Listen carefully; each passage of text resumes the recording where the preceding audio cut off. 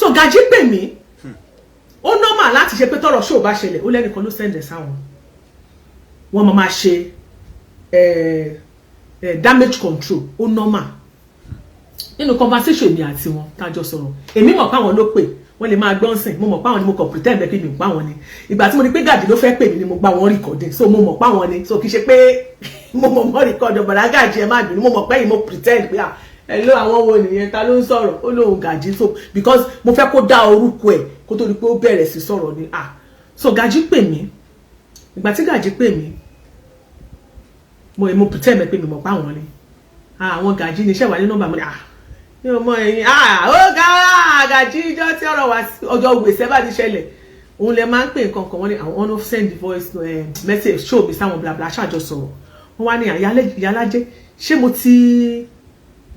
ti béèrè mo ti pe ẹni tó ní show ẹni tí mo gbọ́ voice note ṣé mo ti pè kí n tó ṣé mo rí bá sọ̀rọ̀ mo ní mi bá sọ̀rọ̀ mo ní bọ̀ mo ti bá sọ̀rọ̀ rí but fídíò tó gbé jáde síta bla bla wọ́n ní nínú ọ̀rọ̀ tí wọ́n sọ wọ́n ní pé lóòótọ́ wọ́n fún pé àwọn fún lówó every week tẹ́lẹ̀tẹ́lẹ̀ o wọ́n ní wọ́n ṣẹ̀ṣẹ̀ stop ẹ̀ nínú ọdún ẹ̀ ní January ni wọ́n stop ẹ̀ so wọ́n ní àwọn ṣẹ̀ṣẹ̀ fún ní owó January ni bó ẹ̀ṣẹ̀ gbogbo January gan ni wọ́n ní ó ṣẹ̀ṣẹ̀ gba owó January bọ̀ kò tí gbowó January tẹ́lẹ̀ February ló gbowó January kẹ́ ẹ gbọ́ o so ẹni tó jẹ́ kí ẹni yẹn ṣe fídíò yẹn ni wípé ó dẹ̀ pé láti January yẹn kò rí nǹkan kan ẹ mọ́ gbàgbé pé bó ṣe fọ́ ààyò kọ́kọ́ kúrò ń bẹ̀ pé láti bí ọ̀sẹ̀ kẹta ibi ń pa àwọn pé kán jọ tí bàbá yẹn tí ó kò bá wà nínú ìnira tẹ́bi ò bá mọ́ pa torí tóun náà jáde tó ń ṣe fídíò aṣàlàyé lórí fídíò yẹn kò tí ìyàtà máa sọ̀rọ̀ débẹ̀ mú bọ̀ mi ò tí ì dé mo wá ṣàlàyé fún ọmọ ní pẹ̀lú fídíò tó ṣe jáde yẹn which means wípé dásọ́rọ̀ ayé ẹ̀ dáadáa wọ́n wá ní àwọn ti stop owó oṣù pé wọ́n ti stop owó oṣù ẹ̀ ní owó weekly wọ́n ti stop ẹ̀ wọ́n ti sọ di monthly ó ṣe gbà ti January náà ni mo ló ṣe gbà ti January mo níyẹn náà dá wọ́n náà máa send àwọn dọ́kúmẹ́ǹtì kan àwọn kíní kan sí mi mo ní àwọn máa ní kí ó yá accountant wọn whatever ẹ̀ tó máa ń sanwó pé kó send ẹ̀ sí mi mo ní ẹ̀yin wo tí ọyàn lọ́wọ́ tẹ promise dọ́là ẹ̀ tí send ẹ̀ àwọn ní kéèsì yẹn ti lọ mo ní ìgbà tí kéèsì yẹn gbóná gan díẹ̀ bẹ́ẹ̀ gbé mi sórí screen nídẹ̀ẹ́lẹ́ máa send ẹ̀ nǹkan kan ní ok ẹ má wọlé wọn máa send àwọn ilé pé àwọn tiẹ̀ ní kan táwọn fẹ́ send sí mi. Ibo ni mo bọ́rọ̀ lọ mo bá send yìí wọ́n dẹ̀ ṣe ń send ẹ̀ sí mi mo bá ní ẹ jẹ́ lọ sí page Gaji o Gaji wọ́n bá send sí mi eléyìí tẹ́ ẹ̀ rí yẹn ìmúná kọ́ send ẹ̀ sí lánàá mi àìsí máa rí so mo wá wò mo wá ní àmú nígbà wo leléyìí mo wá rí pé wọ́n ní kí n wò pé déètì wà nísàlẹ̀ mo wá rí mo ní ìtàwọn rí lélẹ̀ mo ní March 7 leléyìí 2024 léyìí ti pẹ́ ìtẹ́ send sí mi ti 2024 lè send ó dẹ̀ ti sọ láti March mo ní ó ti pẹ́ mo ní òkè wọ́n wá ní ó ti gba ohun gbogbo pé ní December pé pé mo lè quote àwọn pé kò gbà less than 2 million naira ní ọwọ́ ọ̀gá ẹ̀ mo ní tó bá wá rí bẹ́ẹ̀ kí ló wá dé tí ọ̀gbẹ́ni ṣe wá jáde síta wọn nítorí wọn ti sanwó ti January fún mi wọ́n wá ní àwọn tó fẹ́ fi receipt kan hàn mí tó fi san owó tó gba owó January ìgbà tí wọ́n máa fi receipt yẹn hàn mí this one is February 21st lọ́jọ́ tá a ṣe show ni wọ́n sanwó January fún torí èyí tẹ́ jáde sáà tẹ́ mọ̀rọ̀ sọ èmi á bá yín tú tí n bá dákẹ́ tí n bá sọ̀rọ̀ ẹ mọ̀ pé mo gọ̀ mí gọ̀ o ẹ wá jáde síta wọ́n wá san owó yẹn owó tí wọ́n san wọ́n wá sanwó ní February 21 meanwhile máa yìí ti ṣe voice note yẹn lọ́jọ́ Thursday so wọ́n ti ń pè sínú group wọn ìgbà tẹ́ ẹ rí pé kiri yẹn wọ́n ti ń pè káàkiri òun lè sáré san owó tẹ̀dẹ̀ san rèé òun lè mo lè fi hàn yín o tẹ́ bá fẹ́ kí n máa post ẹ̀ màá fi post ẹ̀ fún yín on the 21 of February òun lè ṣó gbé 21 wá 21 February òun lè sanwó January fún lẹ́yìn tó ṣe fídíò yẹn ọ̀gá Wasiu òde sílé Prince Much ló san mo wọnú àkáǹtì mo rí pé Muchland Enterprises òun ló san owó yẹn wọlé so Muchland tó jẹ́ Prince Much yẹn mo wá lọ sí don't dare me, okay, mo gbà sórí Google. Ìgbà tí mo gbà sórí Google mo lọ wo fẹ́ wẹ́n tó ní account yẹn, ẹni tó ní enterprise tó register company yẹn. Mo rí pé ẹni tó register company yẹn kò kí ń ṣe Wasiu. Adéwálé Monsuru Mati òun ló ní company yẹn. So bọ̀bọ́ yẹn sáré, wọ́n sáré ní Prince lára àwọn boys Wasiu náà ni. So ó lè ti sanwó rí, bóyá ó ti bá wọn sanwó, but Wasiu ló sanwó ẹ̀ directly sí. Tẹ́ bá fẹ́ já mi, ẹ lọ sórí receipt tó ń pín káàkiri, wọ́n ti pín káàkiri gan, tó sọ pé òun ni wọ́n fi ń sanwó olélè. Tẹ́ bá ní gbogbo eléyìí lọ́wọ́, ẹ lọ wò Fuji Rẹpẹtẹ, òun ni orúkọ tí wọ́n fi ń sanwó fún àwọn bands boy nísìn. Wọ́n dẹ̀ ti bẹ̀rẹ̀ láti 2024, wọ́n ti bẹ̀rẹ̀ láti 2023. So 2023 ti di 2024, Fuji Rẹpẹtẹ ló ń san owó wọn, ló ń san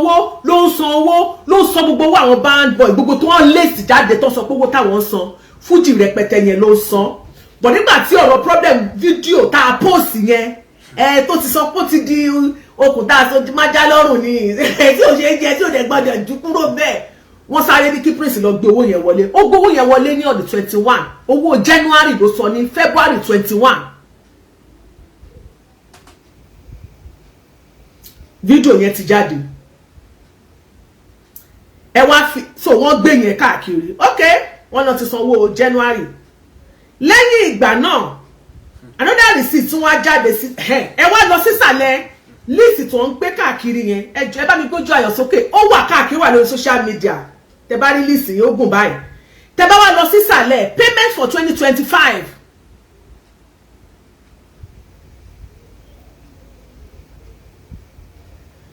So ṣẹ́rí tí Mọ́ṣíláàní sọ yẹn, wọ́n ní tẹ́ bá gbọ́ ọ̀rọ̀ tán sọ o. Mọ́ṣíláàní sanwó ní 21 February. Ìgbà tó di 22, ìyẹn níjẹta, kí ló ní 24, wọ́n wá sanwó February. Wọ́n sanwó ní, yes, owó January wọ́n láwọn ṣẹ̀ṣẹ̀ san. Wọ́n láwọn ti san ní 250 per month. But máa yẹn ò rí owó gbà. Kí ni conversation èmi àti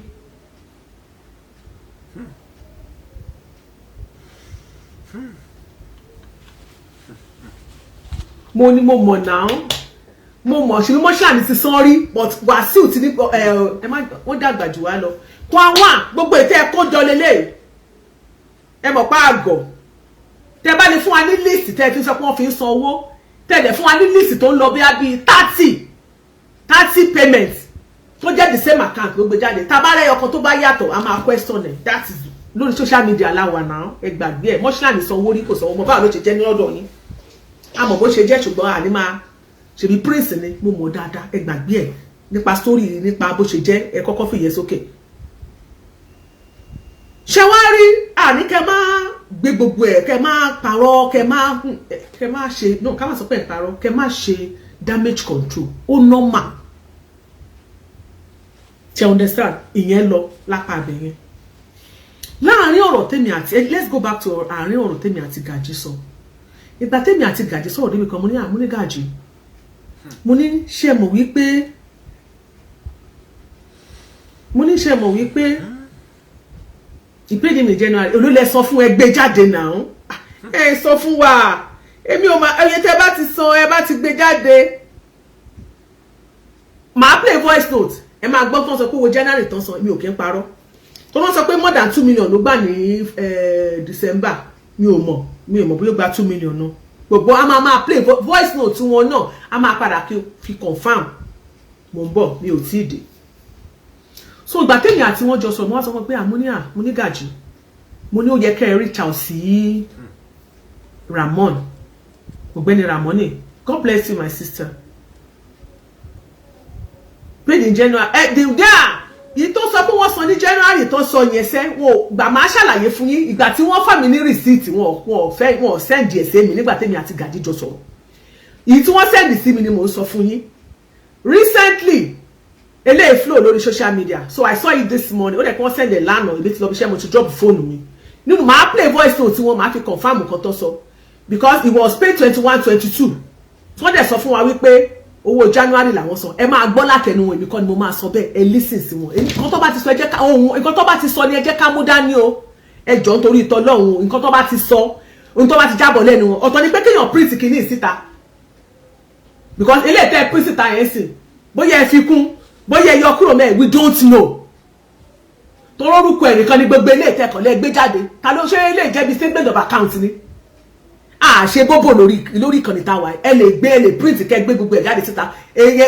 àmọ́ ẹ tẹ́ bá gbé irú receipt ẹ fi san owó irú tó jẹ́ pé báǹkì tó confam tẹ́ ẹ gbé wá tẹ́ ẹ bá gbé yẹn wá màmá òkú òun lẹ́sẹ̀ jáde èmi ò kì í ṣòpònú o mò ń bọ̀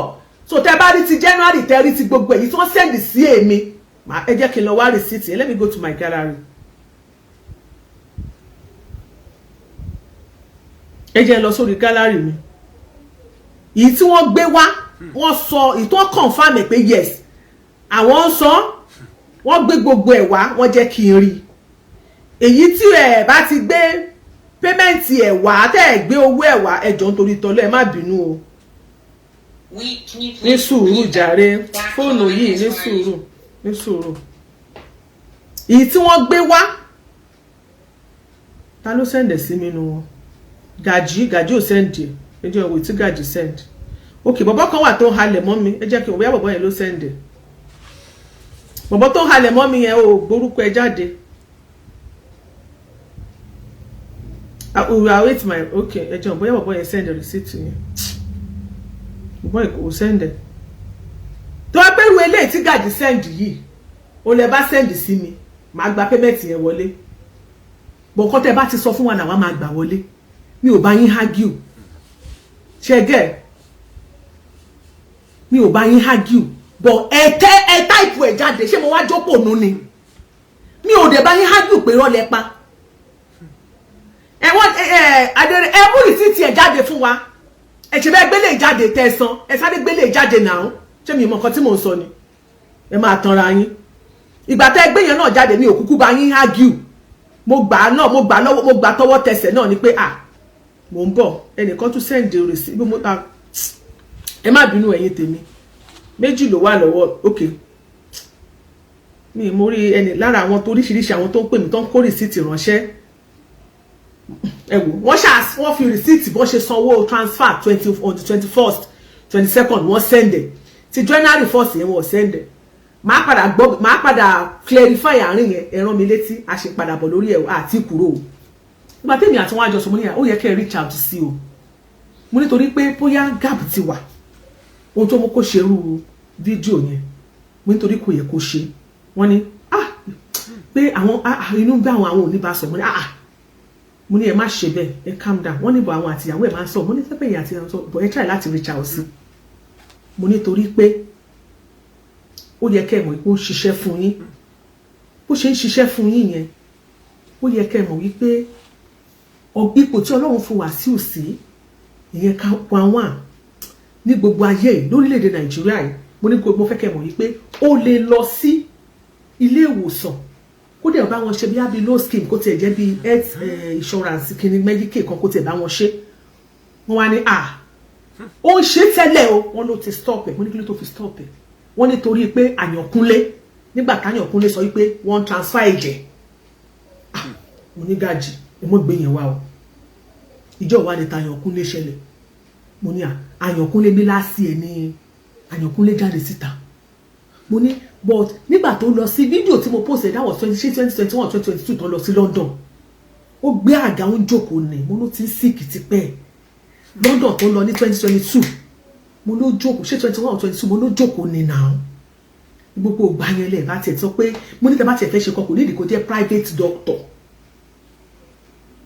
bí mo ṣe sọ fún wọn mo ní kò yẹ kó jẹ́ private doctor tó wáyé pé bí ẹ máa rò pé ẹnu ayé wọ́n sọ báyìí mo ní ìbá jẹ́ general hospital èmi àti wọn dẹ̀ sọ mo ẹ reach out sí kẹ́ ẹ bá wọn sọ̀rọ̀ we said a lot of things wọ́n try láti bá mi sọ̀rọ̀ sọ pé báyìí mo ní okay kò sí wàhálà mo ní bọ̀ fídíò tó jáde yẹn kò kí ń ṣe wípé mo lọ prognose mi sínú group náà ṣé mi lè máa blame àbí bí fídíò yẹn ṣe jáde síta ní ò kàn mí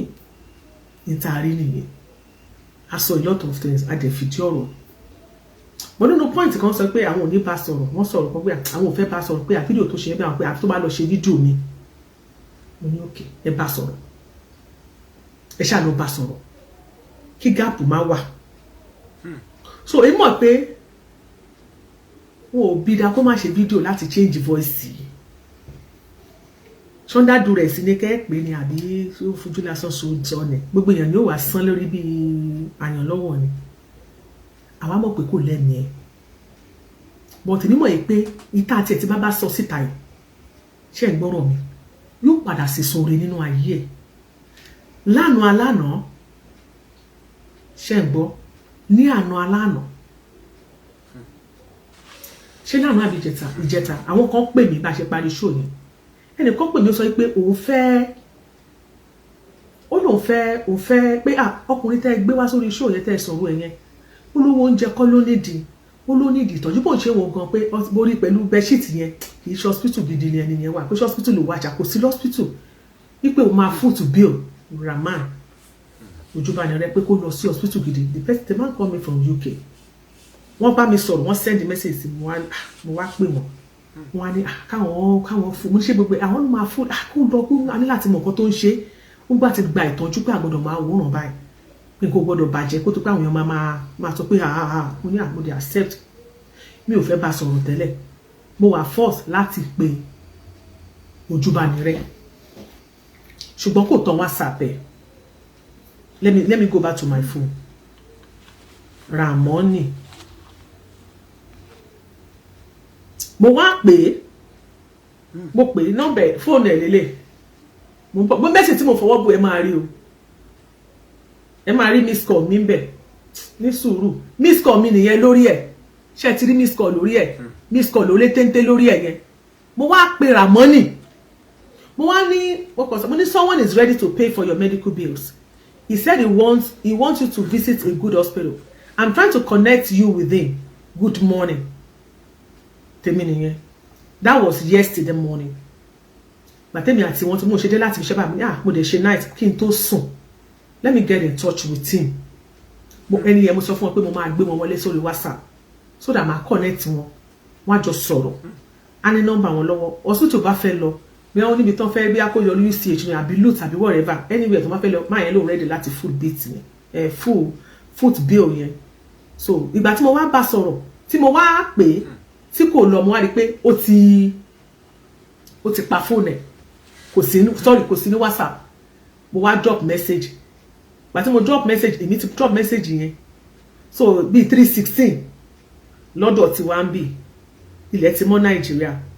so 3:16 a.m. plus 6 hours kẹfì mọ́ time tẹ wà ní Nàìjíríà so ìgbà tó yá tó wá pẹ́ o èmi kò ti gbé fóònù sílẹ̀ later mo wá rí wípé mo tún wá ní akéyìn tó try number yẹn kémi tó sùn o mo try number yẹn padà ní 3:57 ọ̀dọ̀ wá ń bì bẹ́ẹ̀mi ṣe rí pé mi ti gbé fóònù sílẹ̀ mi ti sùn náà tèmi ìgbà tí Ramoni rí mẹ́sẹ̀jì mi ó ní okay Ramoni ló sọ okay yẹn Ramoni Ojubanire ló sọ okay ẹjọ okay ṣé ti rí okay white yẹn tẹ́ bá rí ẹ sọ fún mi o okay Ramoni ló sọ okay yẹn Ramoni ló sọ okay sí méjì tí mo send someone is ready to foot his bill ó ní okay because he was ready pé kí n connect to pẹ̀lẹ́ nìyẹn use the number 6 so bí mi ṣe wá so ó dẹ̀ send message yẹn ní 19 me I don't sleep ìgbà tí mo máa jí mo rí pé àwọn èèyàn ti send message to oríṣiríṣi then another person came to my inbox ẹni ká wo message ẹni yẹn send nípa Ramoni let's go back let's go to my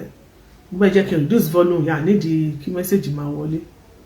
another person came to my ẹni yẹn jẹ́ Ògìdán please permit me to read your message Ògìdán yẹn lélẹ̀ ó ní good evening ma please Ọpẹ́yẹmí Ògìdán ó ní good evening ma please I want to talk about the drummer man I can treat him without collecting money ìgbà tí mo jí tí mo ní message yẹn ṣe pé automatic ni ó kàn sọ hi thanks for contacting us ìyẹn ni blue tọ̀dọ̀ ti tèmi yẹn ó dá lóyìn immediately it was 9:38 time tèmi wà níbí but time yẹn kọ́ lè mi rí I think I saw it late mo gbogbo ìgbà tí wọ́n fi nírọ̀lẹ́ àná tí ma fi jí tí ma fi nírọ̀lẹ́ àná mo ti rí fídíò tí ó ṣe so I didn't even bother to even say anything to that man tó sọ pé òun ready láti treat ẹ free tó ò dẹ̀ ní gbà kọ́bọ̀ so èmi dẹ̀ dákẹ́ ṣé àná tí pàtàkì ṣe show ní ìjẹta ta ṣe show ìkan náà àwọn mi wá pè wọlé ó ní pé no ẹni yóò sọ pé òun ní ìdòwò wa wípé ó ní ká kán bá ń bẹ Wasiu ni the only thing ta lè ṣe ni pé ká bá bẹ Wasiu tó bá wá ní di assistant wa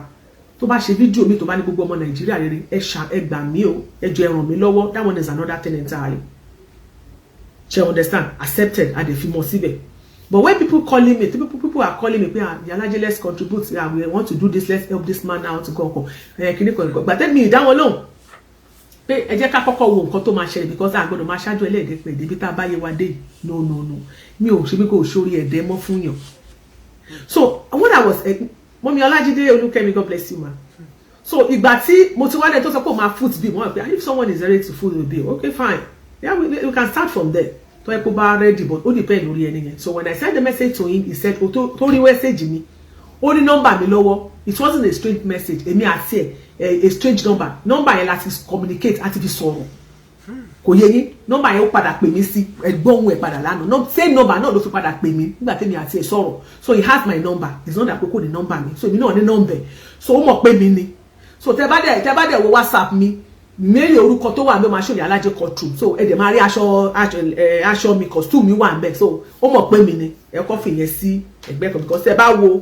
orí WhatsApp mi anybody tó bá fẹ́ bá mi sọ̀rọ̀ lórí studio line tẹ́ bá wá síbẹ̀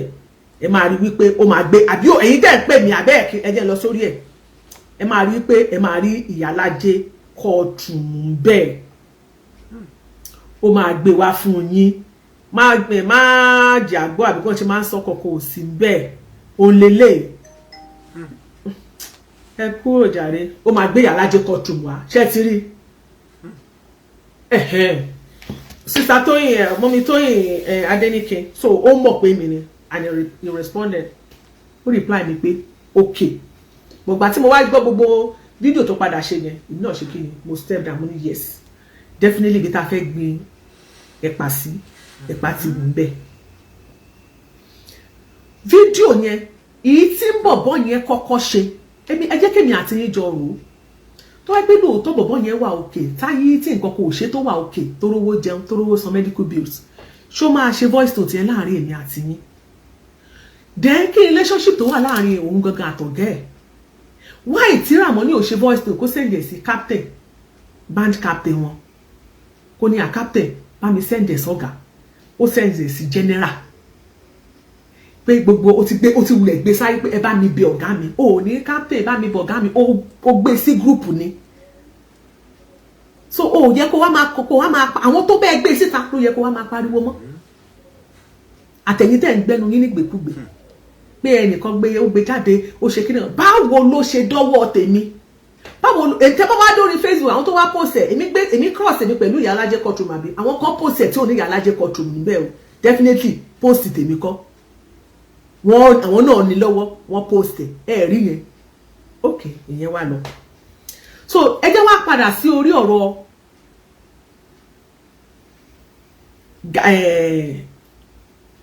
show kan tí ẹnìkan ṣe lórí YouTube lánàá wọ́n send ẹ̀ sí mi but ẹ jẹ́ ká lọ sórí ọ̀rọ̀ tó sọ náà Ezekiel Ọládélé how are you ẹ jẹ́ ká lọ sórí ọ̀rọ̀ tó sọ náà ọ̀rọ̀ ẹ jẹ́ analyze video ẹ̀ náà ṣe rí ẹnìkan sọ yà pé Ìyálájé ò ní analyze mi ṣe ní analyze nígbà tí mi ṣe kà òun ló ṣe the first video òun ló pàdé egun tó bá tún ládé ògùn mọ́ a tún máa jẹ́ kẹ́ play a tún máa analyze ẹ̀. lọ́bù sí mi káàárọ̀ gbogbo ilé káàárọ̀ pàtẹ mo dúpẹ́ lọ́wọ́ yín bàtà mo dúpẹ́ lọ́wọ́ yín àárín mi àtọ̀gá mi ò bàjẹ́ ọ̀gá mi ò dé ìbúlá. ok ibi tá a ti máa bẹ̀rẹ̀ rèé ó ní ẹ káàárọ̀ gbogbo ilé o gbogbo lẹ́mí àwọn group ẹ̀ captain ẹ ṣe o kíní kan bàtà ẹ ṣe o another video tó wà lórí group wọn ohun tún lélẹ̀ lórí social media tẹ́ tún post. So why blame me ẹni tó post the first one? Because ẹ tún padà gbọ́ o. Same thing ni o. Bó ṣe bẹ̀rẹ̀ rẹ o. Ẹ káàárọ̀ gbogbo lé. Captain. Mo dúpẹ́ lọ́wọ́ yín. Bàtà mo dúpẹ́ lọ́wọ́ yín. So àwọn yẹn náà ló tún bá wí báyìí. And here we come. Same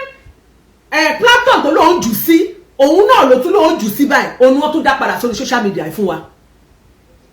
Which is normal. Okay, it's okay. Ọ̀gá mi ọ̀dẹ̀ láburú sí mi. Ó lóun kò ró láburú sóhun. Ẹ ṣé mo dúpẹ́. Ẹ ṣé mo dúpẹ́. Nígbà mo bẹ́ẹ̀ ṣe nígbà mo sẹ́ǹtì. Transport mo sẹ́ǹtì. Ẹ sẹ́ǹtì ẹni ẹ̀kan. Ó ní gúrùpù wọn ló ń sẹ́ǹdì ẹ̀ sí. Òun ò sẹ́ǹdì ẹ̀ sẹ́nì kankan. Sọ báwo ló ṣe jáde síta? Ẹ jọ̀ọ́ mo bèrè lọ́wọ́ àwọn ẹ̀yin èèyàn ni o. Ó sẹ́ǹdì ẹ̀ sí group. Báwo ló ṣe jáde síta? Débi pé wá dọ́rù èmi tí mo wà ní Amẹ́ríkà mo wà o. Mi ò kọrin, mi ò ṣẹlẹ́gbẹ̀ o, mi ò lùlù omi ìta gìtá o. Báwo ló ṣe jáde síta? Mo bèrè lọ́wọ́ ẹ̀yin ọmọ gúrùpù o. Ẹ̀yin ọmọ gúrùpù Wasiu. Ẹ mọ̀ọ́mọ̀ jẹ́ kó jáde síta ni. Ẹ mọ̀ọ́mọ̀ jù síta ni pé ẹ wo àṣírí ayé ọ̀gá wa, ẹ wo gbèsè ayé ọ̀gá wa, ẹ wo tọ́gá wa tó ṣe fẹ́lẹ̀ yìí. Ìdí nìyẹn tó fi jáde síta. Tá bá ń sọ pé a máa ríran. Ẹ jọ̀ọ́ má fi inú mi mú mọ́ jẹ. Ẹ jájọ máa tú. Ìdí tó fi jáde síta nìyẹn nínú gúrùpù nìyẹn. Tó bá jẹ́ wípé ìtọ́ ẹwọ́n fẹ́ kó dàbí àṣírí pé nǹkan tó ṣẹlẹ̀ yẹn nǹkan dáadáa ni wọn ò ní fẹ́ káwọn èèyàn mọ̀. Wọ́n ní pé Wasiu tuntun ṣe léyìí. Ẹ wo nǹkan tó tún ṣe fẹ́ ń tàrẹ òyà. Ta ló gbé síta? Ó lóun ò rẹ́ anybody kó gbé òun jáde. Wá padà Ramoni Ojubanire. Wá padà sínú gúrùpù tó pọ́ọ̀sì ẹ̀ sí yẹn. Wá padà torí bí tó yẹ kẹ́ ẹ sọ̀rọ̀ sí ẹ̀mí sọ̀rọ̀ rẹ̀. Wá lọ ṣe investigation ẹ̀ ń bẹ̀. Pẹ̀lú àwọn group àwọn team lead yín àwọn gbogbo yín àwọn gàjí àti alága Báyọ̀ ṣé Báyọ̀ ló ń jẹ́ Adé sọ pé gbogbo yín àti ìtọ́pín eléyìí káàkiri Bọ́lájí mi bá sí àbí bá sí àmọ́ pé o ti wọ one chance in Canada ní tiẹ̀ ìwọ ni olè ló ń pín káàkiri Bọ́lájí bá sí àní kọ́kọ́ ń pín torí ẹni àwọn bíi mẹ́rin tó kọ́kọ́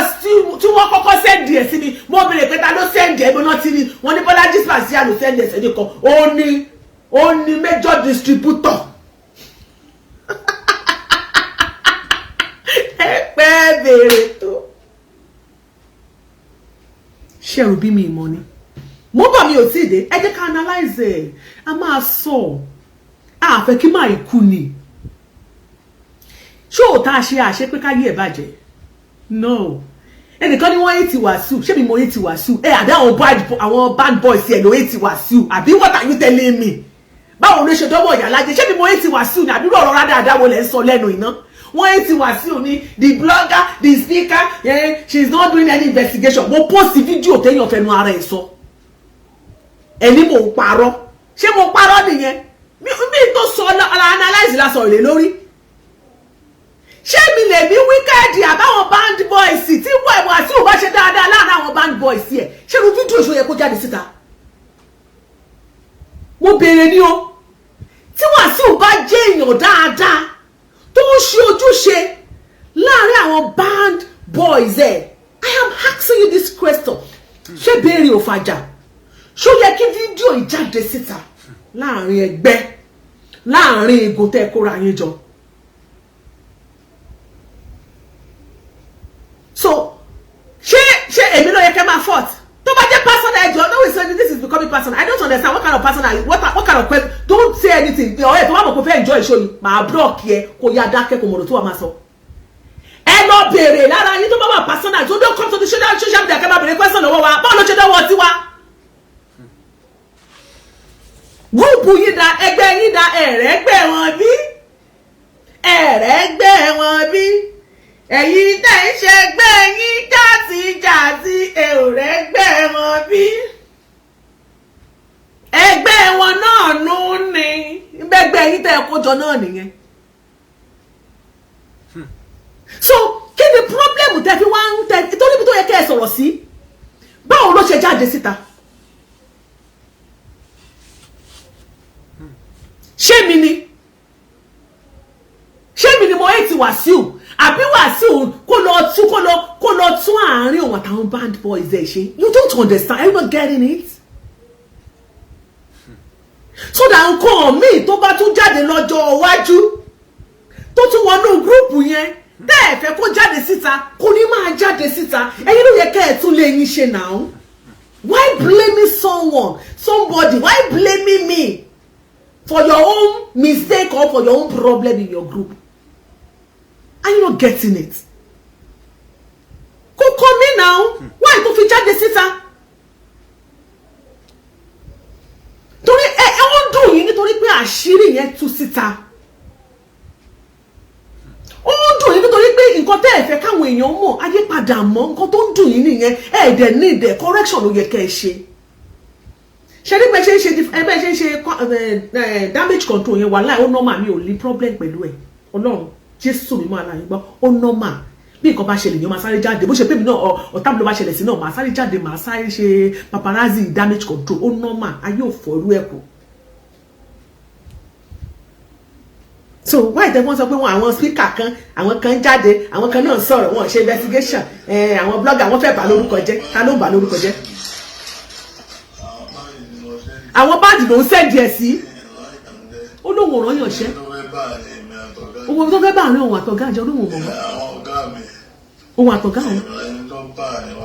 òun ṣẹ́gbọ́n ẹni tó fẹ́ bá àárín ìwà àtọ̀gá ẹ̀ jẹ́ Ramoni ojú láàrin ọ̀rẹ́ òdenu ẹni abínibí ń dára wọn wọ̀mí ó wà láàrin yín kòkòrò tó ń jẹ̀fọ́ inú ẹ̀fọ́ nínú ìgbà yín gangan ló wà.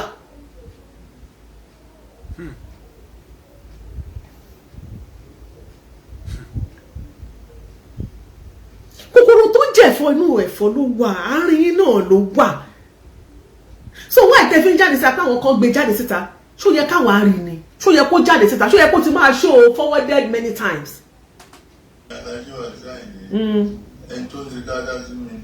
Ó ló ṣe dáadáa sóun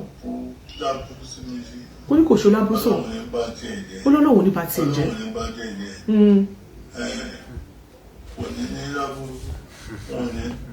So òun tó ń sọ pé lóun ní bá tiẹ̀ jẹ́ pé òun rẹ̀ nìkan kan ṣe ìyàwó ẹ̀ náà sọ̀rọ̀ ó ṣe fídíò.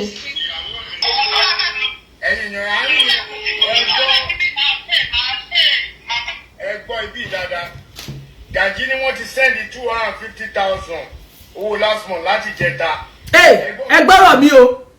ẹ̀yin tó sọ̀rọ̀ January lẹ́ẹ̀kan yẹn ó ní wọ́n ti sẹ́ndì 250,000 owó kíni last month láti jẹta. Ẹ lò bóyá kí n tún fọwọ́ kí ẹ jẹ́ ká gbọ́ dáadáa. Same thing tó sọ fún mi nìyẹn. February 13 yìí mo ì fún wọn lówó. Wọ́n fún mi 20,000 tẹ́ àwọn kọ̀ọ̀kan fún.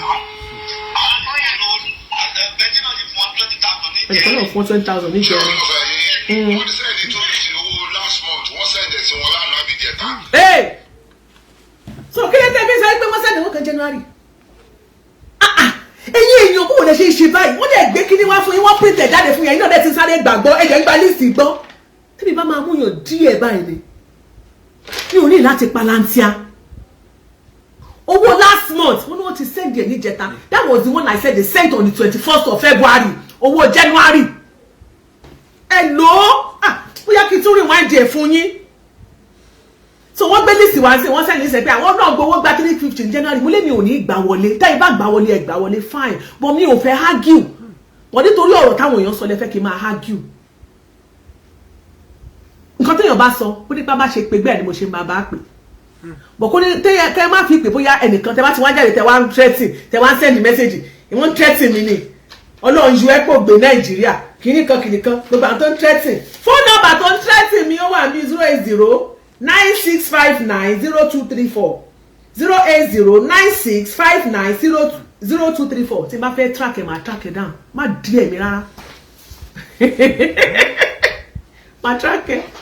ṣe mo fi BVN gbà bó lo NIN nígbà tó máa gba nọ́mbà gbogbo information ẹ̀ ni máa get gbàgbé ẹ̀ ní ẹgbẹ́ àwùjọ gbogbo ìhàlẹ̀ tó ń ṣe lórí orí fóònù tí lè máa halẹ̀ ẹ̀yin boys Wasiu àwọn bá sì Wasiu wá halẹ̀ mọ́ mi o. On February 22 mo rí sójú mi ò rí January tẹ́lẹ̀ rí ni èmi ò rí mo sẹ́ẹ̀dì ẹsẹ̀ mi òye yín ẹ má bínú o nínú voice note yìí tẹ́ ẹ bá gbọ́ màá tún jẹ́ kẹ́ ẹ gbọ́.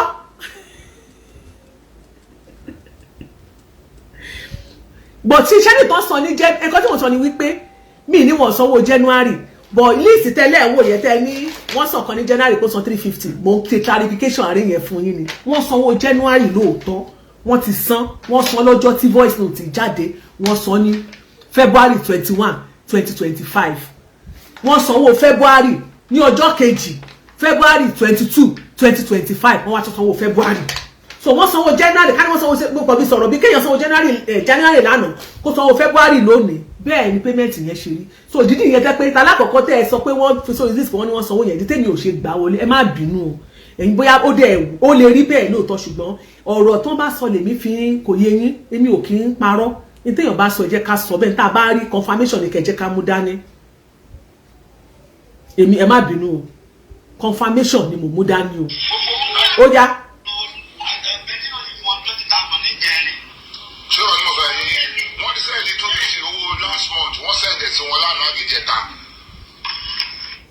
ṣé gbọ́ wọ́n ti send the 250 owó last month ní àná àbíjẹta show yìí ṣe pé show àná ni so it was on the 21st tí wọ́n send them okay.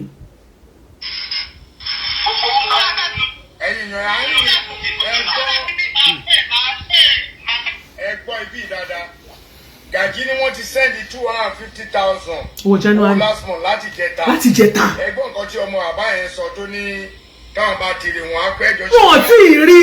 ẹgbọ́rọ̀ mi ẹ máa ìgbà tó ń ṣe fídíò ìgan wọn àwọn pípọ̀ yẹn ò tí ì rí o wọn ò tí ì rí alert you no get am check ẹ máa feel vibes ẹ ó jáde ó sọ̀rọ̀ mọ̀gbà tó ní pé inú tún bí gbogbo àwọn ọ̀gá tí ń fárígá o gbogbo tí ń sọ pé kíní kan tó wá ṣe yá kan tó ṣe fún Wasiu kíní kan ó sáré jáde òun náà sáré withdraw statement ó normal ó wà vulnerable kí lẹ fẹ́ kó ṣe bóyá ọ̀ndà dúró ẹ̀ sí ní kápẹ́ o bóyá kì í ṣe ọ̀ndà ẹ̀ ṣáàjà aṣọ pé ó ti reverse ẹ̀ ó dẹ̀ dá kó reverse ẹ̀ kó má bàa ya àfìgbèsọ lóore ṣùgbọ́n tẹ́ bá padà lọ́wọ́ first video tó ṣe yẹn dákun ẹ bá ń bọ̀ gá ebi ń pa mí ẹ̀kọ́ dákun wọ́n jọ ọ́ ó need assistant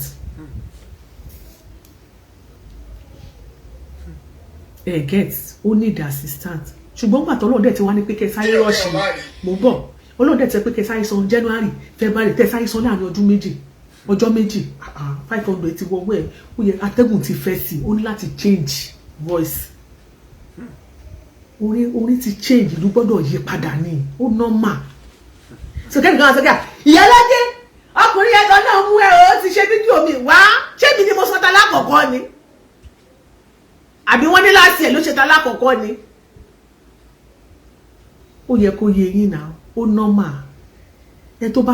bá wise ó mọ̀ bó ṣe ẹ tó bá mọ̀ nípa géèmù yá mọ̀ pé ó normal then àwa náà dẹ̀ gbà pé ó normal àwa náà gbọ́dọ̀ máa rò pẹ̀lú bó ṣe normal lọ yẹn ni ní táwa mọ̀ ní kó ti di egungun tá a so máa já lọ́rùn ní ìsìn ẹ máa gbọ́ ẹ máa rí pọ́ìntì kan dìmú bẹ́ẹ̀. lọ́kàn tèmi bíi pé kíní ìbanilórúkọ jẹ́ ni àlẹ́lẹ́kejì lọ́kàn tiẹ̀. kí nǹkan máa ṣe yín tó bá yẹ pé ẹwà ẹ popular kẹ máa gbé lọ sínú WhatsApp group. ó máa gbọ́ o adérelé. ẹgbọ́n nǹkan tí arákùnrin sọ o pọ́ìntì ni o mo ti sọ nínú ọ̀rọ̀ yẹn o ẹ gbọ́. WhatsApp group. ṣe gbọ́ ẹ ní sùúrù. ó ti di ẹ wá rò pé íńtánẹ́ẹ̀tì ò ní gbọ́. ní tó bá ti jẹ̀bi wa ẹ jẹ́ kó máa sọ. last month láti jẹta. táwọn bá ti rí wọn á pẹ́ jọ ṣé wọ́n máa ń ṣèlú owó síyàn kí wọ́n má rí. wọn ò tí ì rí. lọ́kàn tèmi bíi pé kíní ìbanilórúkọ jẹ́ ni àlẹ́lẹ́kejì kí nǹkan máa ṣe yín tó bá yẹ pé ẹwà ẹ popular kẹ máa gbé lọ sínú WhatsApp group ẹ wá rò pé íńtánẹ́ẹ̀tì ò ní gbọ́ tó bá láṣìírí tó bá gbé àṣírí ẹ lọ sórí WhatsApp group ó ti di dandan íńtánẹ́ẹ̀tì ló fún God bless you ẹ ṣe sá ṣe gbọ́rọ̀ God bless you láàrin yẹn sá. wọn ò tí ì rí ibùdó gan ọjọ́ yẹn ṣe tán pé yẹn bọ́n ṣe pé yẹn àwọn send owó yẹn wọ́n wá pè má àwọn pa àwọn pípọ̀ yẹn àwọn pípọ̀ yẹn ò tí ì rí ìyàwó àtọmọ ń kàn fún àwọn pè wọ́n wọ́n láwọn ti send owó yẹn àwọn yẹn láwọn ò tí ì rí ẹ jẹ́ ká sọ síwájú ó ń táwọn bá ti rí àwọn á confirm ẹ̀. ẹ ò bèrè parọ́ fún yín o because òótọ́ sẹ́ni ẹjọ́ ni ẹ máa ń bọ́ òògùn lò fún ìwà yìí àwọn tó wà lórí fóònù gbogbo ọlọ́mọ mi pé mi kì í máa parọ́ mi ì nígbà tó fẹ́ fi rọ́ọ̀ṣì ẹ tó fún yàn ọṣẹ tó ti fún ẹṣẹ owó tó bá níbẹ̀ ló máa fi dé èèyàn kò ní padà pé lẹ́yìn pé kókó kọ fún ẹ. ẹ̀yin ẹ bá mi ṣí àkíní ẹ̀. inú tó bá ti ní wájú bóyá ló wájú bọ́ wọ́n máa ṣe wọ́n tó fẹ́ ṣe. bẹ́ẹ̀ ṣe wọlé ní kẹ́ máa ṣe ṣí à. ṣé ìbá tí mo sọ ẹ̀ yẹn kò wáyé kí Ramoni ṣe kà fúnra ẹ̀ dé stage tó ṣe kà fúnra ẹ̀ dé because ìkà ló ṣe fúnra ẹ̀. ṣé ń gbọ́rọ̀ o. ìgbà tó ń gbowó tó máa ní ọ̀kadà special tó máa gbé lọ sí ìlú àbájẹ́ tó máa jókòó látàárọ̀ ìdájẹ́ gbogbo fídíò yẹn wà kó dáná kó bẹ̀rù Ọlọ́run kó bẹ̀rù Ọlọ́run tẹ́ bá wò pé ẹni mo fẹ́ bá lórúkọ jẹ́ wá jẹ́ owó láìfẹ́ olómọ oníyàwó ṣé ọkọ bá yẹ ọba bá àtọ́jú ọmọ báyìí. ìbá lórúkọ jẹ́ bá gbé sínú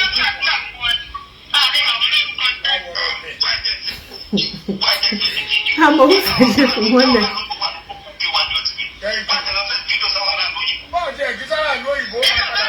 ṣé kò ní padà dọ́dọ̀ wa dey play ada fún yín o brother mi.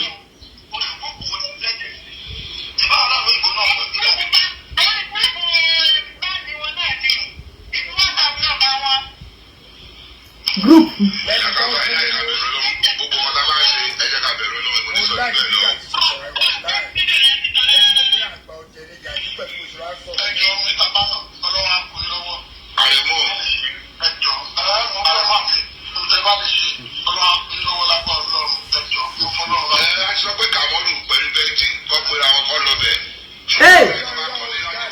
ẹni sùúrù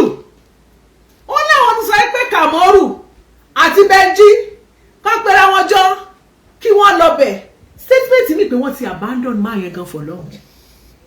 bẹ́ẹ̀ jáde síta kó wà lórí social media sí ọ̀rọ̀ tó gbé agbéjáde sórí social media òun ló sáré sèṣore owó January jáde 21 owó February jáde lọ́dún 22 wọ́n tún wá ní wọ́n máa choose lára àwọn ọmọ ẹgbẹ́ láti lọ wò blessed assurance Jesus is mine láti lọ wò you are welcome there wọ́n ṣẹ̀ṣẹ̀ fẹ́ lọ wò ni wọ́n ò lọ wò tẹ́lẹ̀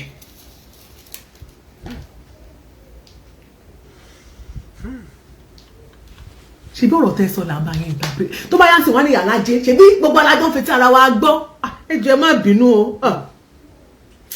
sọ̀rọ̀ sókè. ẹ má gbọ́dọ̀ yẹn wá síbi ọ̀rọ̀ yẹn kọ́dà sọ kí ló dé yẹn ni wọ́n ṣe báyìí.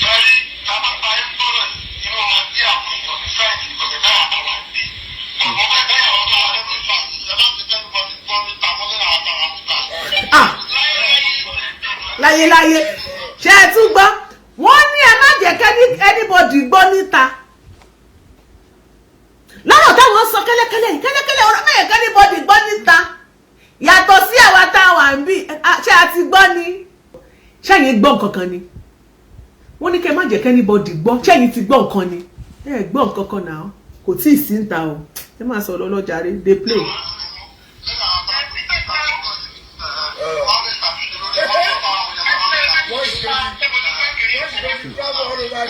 ó ti travel.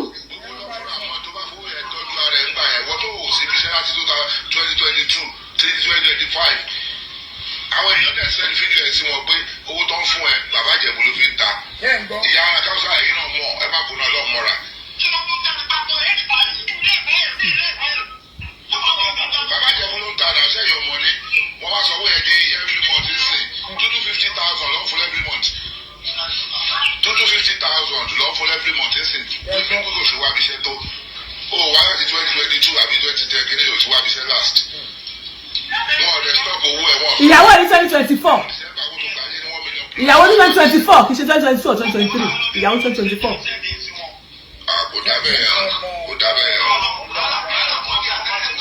àti 2020 àti 2019 who's fault. ṣe rí pé ọ̀rọ̀ yìí dìbò gan.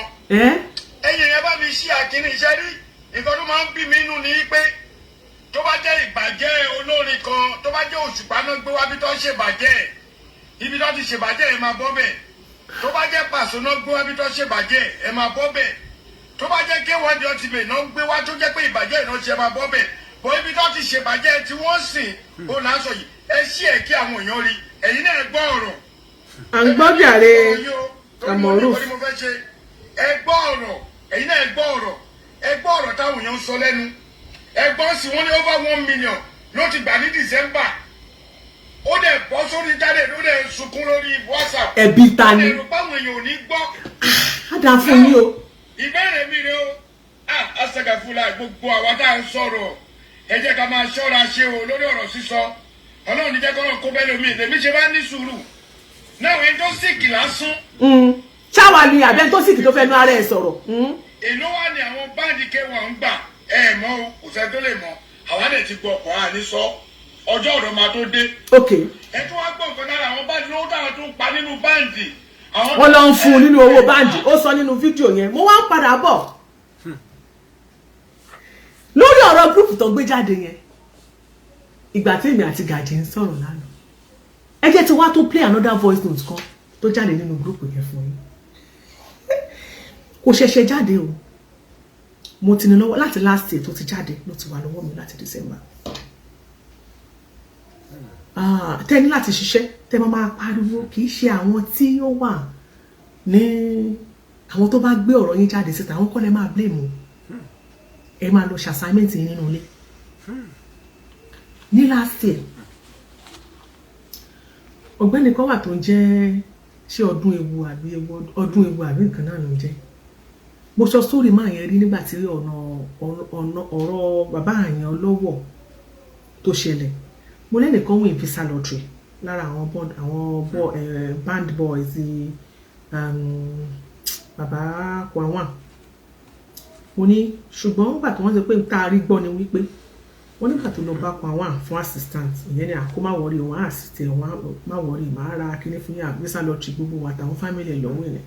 wà at the end of the day kíní yìí ò ṣeé ṣe ó bàjẹ́ agbógbó story yẹn ìyẹn kò kàn wá that same man ọ̀rọ̀ ló kọ́ bá mo kó mo rò wá that same man ó wá rò wípé ó ti wà Canada sẹ́yìn o according to the information ó wá gbogbo December yẹn gbogbo lásẹ̀ yẹn ó wá ń prepare láti lọ sí Canada wọ́n nítorí pé ó ti nígbàgbọ́ wípé àbí n tó ti ṣẹlẹ̀ sí lálákọ̀ọ́kọ́ pé tí ọ̀gá òun bá mọ̀ nípa ìrìn àjò òun wípé bóyá delay lè wà ní ìmọ̀ torí o ó wá ṣáà lo paparazzi ó wá parọ́ fún àwọn tí ní báǹdì wọn Wasiu wá send order ó wá sọ̀rọ̀ ó wá rán captain sí wọn ẹ jẹ́ ká jọ gbọ́ nǹkan tó sọ mò ń bọ̀ mi ò sí dé nígbà tí n bá padà dé àjọmọ̀ ká síwájú lọ́wọ́ bíi mò ń bọ̀ ẹ jẹ́ ká wò ná ṣèbí wọ́n ní voice note ni ṣèbí voice note kan lẹ́ ṣe gbọ́ ẹ jẹ́ tó fún yín ní voice note mi sínú gúrùpù yín ṣé mo ti gbé sórí fóònù yìí bóyá n tó jẹ́ kí ẹ̀rù bà Ramoni rèé o nípa ìgbésẹ̀ tuntun tí K1 àgbé ẹ jẹ́ ká kà á síwájú lọ́wọ́ iwájú mú bọ̀ mi ò tí ì dé ẹ máa enjoy ara yín ó yá captain ló sọ̀rọ̀ yẹn o orí mẹ́sẹ̀jì yẹn ẹgbẹ́ mi rí o but ẹ jẹ́ jíṣẹ́ ọ̀gá fún mi báyìí ó fẹ́ jíṣẹ́ Wasiu báyìí mo ṣe máa ní ìṣẹ̀ṣẹ̀ wọ́n ṣe jíṣẹ́ yẹn fún mi mo ṣe ní màá padà gba nọ́mbà yín gba nọ́mbà Yàtúndé kí mo ti misplace ẹ̀ ọ̀gá ti ní henceforth tẹ́ bá ti wá síbi iṣẹ́ kẹjú kò lè yín iṣẹ́ dẹ̀ wà lọ́túnla ó ti bú mi débi pé ó ti sọ̀rọ̀ sí mi gan ó gbé àǹkọ́bà yín tẹ́ bá ti wá síbi iṣẹ́ láti ọ̀túnla lọ ẹjọ́ kò lè yín wọn ò dẹ̀ ní sanwó fún yín mọ́ wọn ò ní sanwó ní sùúrù captain fún yín mọ́. K1 ló fún captain ó fún ní instruction pé captain àárín yín ni kẹ́ ẹ wọ́rọ̀ yín ara yín ṣe wọ́n ti alájẹ tẹ̀ ṣáà ẹni a lè dáwọ́ láńlẹ̀ dì mọ́ ọ̀rọ̀ mi tẹ́jà fún sẹ́nu mi ò hate Wasiu ẹ lọ ṣàtúnṣe bí tó bá kùdìkùdì ẹ sí ni mi ò hate mo ṣe máa hate pa wá ọ̀rẹ́ president wa mo lè hate ọ̀rẹ́ president wa Kwawan the ultimate òun ló pass instruction tó dẹ̀rọ captain bande sí arákùnrin tá à ń sọ yìí ìyẹn náà wá sọ pé òun fẹ́ jíṣẹ́ ọ̀gá báyìí látọ̀tún làwọn tẹ́ ẹ̀ bá ti wá síbi iṣẹ́ mọ́ kò sí nǹkan pé kò sówó bóyá ìyẹn náà bóyá gbà tó kọ́ lọ àbí gbà tó ń prepare ṣe pé kò yọjú síbi iṣẹ́ àwọn ìgbà tó ti parọ́ pé òun sick mo rò bí wọ́n ṣe ń sanwó lọ fún arákùnrin yẹn ṣe understand so ẹ ṣáà gbọ́ conversation wọn bó ṣe ń dọ́wọ́ mi ẹ béèrè lọ́wọ́ wọn mo kàn fẹ́ mo play kíní gàjí ó dẹ̀ pé mo play fún Mr. Gàjí lánàá yes kẹ́ ẹ lè mọ̀ kẹ́yìn èèyàn tún gbọ́ báwo ló ṣe ń dọ́wọ́ mi sẹ́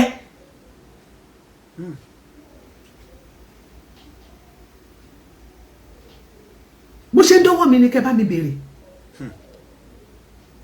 ohun captain rẹ̀ captain ó yá sọ̀rọ̀ sókè jàre. ọ̀sẹ̀ mo ṣe máa ní ìsinsìnyí wọ́n ṣe jíṣẹ́ yẹn fún mi mo ṣe ní màá padà gba nọ́mbà Yàtúndé torí mo ti misplace ẹ̀ ọ̀gá ti ní henceforth tẹ́ bá ti wá síbi iṣẹ́ kẹjú kò lé yín iṣẹ́ dọ̀bà lọ́tún náà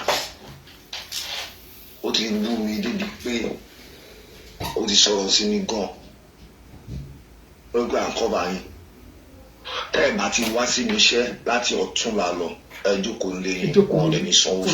fún yín wọn ò ní sanwó fún yín mọ́ ó ti ní kó o ṣe kó jẹ́ ní lọ́wọ́ tó wà nísìnyí so nísìnyí òfin tó ń fúnlẹ̀ fún mi nísìnyí pé òun fẹ́ gbọ́ parí èèyàn kan ó yá oníkàkú lọ tọ́jú ara rẹ̀ ní. ẹ ló ní sùúrù. oníkàkú lọ so nísìnyí òfin tó ń fúnlẹ̀ fún mi nísìnyí pé òun fẹ́ gbọ́ parí èèyàn kan ó yá oníkàkú lọ tọ́jú ara rẹ̀ ní nìyẹn èjì tó wà ń bẹ̀ lọ́dún bá ti skip iṣẹ́ kan kò sówó so tó bá ṣe selection gan tó ṣe selection fún òun ló fẹ́ sanwó fún. ó tún ṣe sáà má tún padà sẹ́yìn ìjàre ó tún máa ṣe selection fáwọn tó fẹ́ sanwó fún. bílẹ̀mì tí mo ń bá lórí báńdì ti pọ̀ jù. gbọ́dọ̀ yẹn try. bílẹ̀mì lójoojúmọ́ ọ̀pọ̀lọpọ̀ mọ̀ wọ́n pè ní sọ̀rọ̀ sí mi ó lè fi ránṣẹ́ sí mi látún mọ̀ sóòrù nísinsìnyí. so ẹ yọjú o bára yóò bá yá ẹ yọjú agbóhùn yìí tó ṣe kétékété nígbà tẹ́ bá mi sọ̀rọ̀ tẹsán agbóhùn yìí tó ṣe kétékété ẹ yọjú tẹ́ bá ti yọjú ẹ gbàgbé iṣẹ́ o ó dàbọ̀. ó ṣeé ṣe mo kàn fi sọ̀rọ̀ ní o bóyá mẹ́sẹ̀gì tí wọ́n ń gbé káàkiri nìyẹn nígbà yẹn ní December tí arákùnrin yìí gbọ́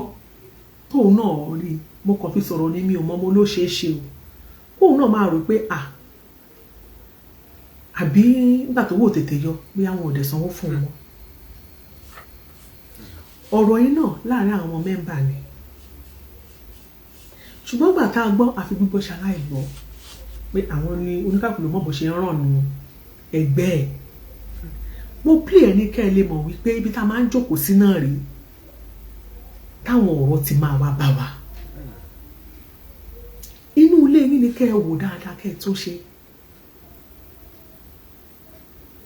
ọ̀rọ̀ tó wà nílẹ̀ kò kẹ́ anybody a lè rí pé ìyàwó náà pariwo síta tó ń sọ pé mo rí fídíò kan ẹ jẹ́ kí n mọ̀ bí mo ṣe ní lọ́wọ́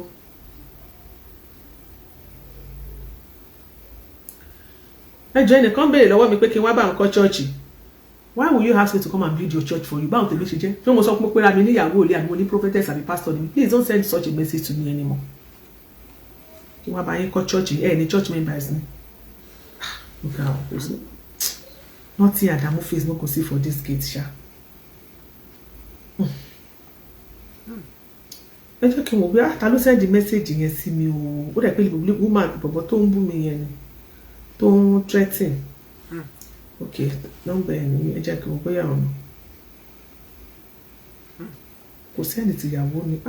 ok bí àwọn gbé voice ìyàwó lé lórí ẹ jẹ́ kí wọn náà.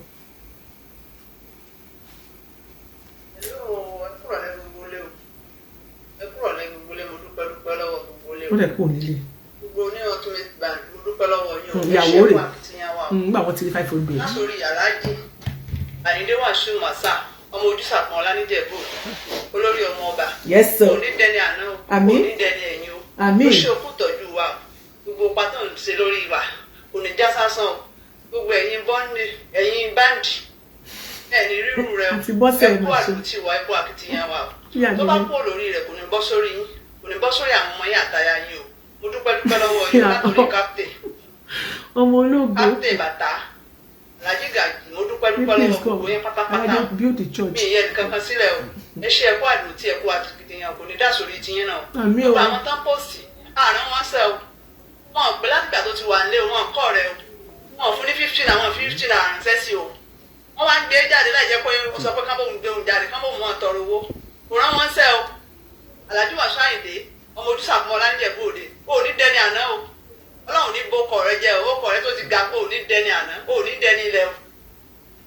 wájú lọ pààrí ó mọ lọ o ní dọ́là rẹ̀yìn o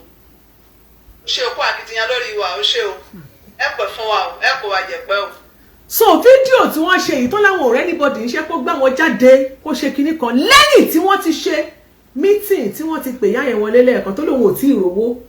tí wọ́n ní kí ọ̀rẹ́ má jáde síta o ṣe é rántí the first video pé kó má jáde síta o àti èèyàn sọ pé ó ti lọ fà lẹ́yìn fídíò pé má jẹ́ ká gbé kó má gbé síta tó máa fi ṣe àtúnṣe o káròyàn méjì lọ síbẹ̀ bóyá àwọn méjì tó ń lọ síbẹ̀ ṣe tán lọ ṣe wá ni kò ní mínì wá láì gbogbo kíní yẹn kájọ ni ó yé wa but àwa náà ò fẹ́ káàrin àwọn méjèèjì ò bàjẹ́ ìgbà táwa náà rí ó yà wá lẹ́nu ṣùgbọ́n ẹ̀ lè ní pé kárí nǹkan lórí social media ká má gbẹnu sí kò possible ìyẹn ni mo fẹ́ kẹ́ gbàgbọ́ kẹ́ẹ̀dẹ̀ gbé sí orí yín anything ọ̀rọ̀ má jẹ́ agbọ́kan ò gbọ́dọ̀ lórí social media ọ̀rọ̀ má jẹ́ agbọ́kan kò gbọ́dọ̀ dé orí group tó ti kọjá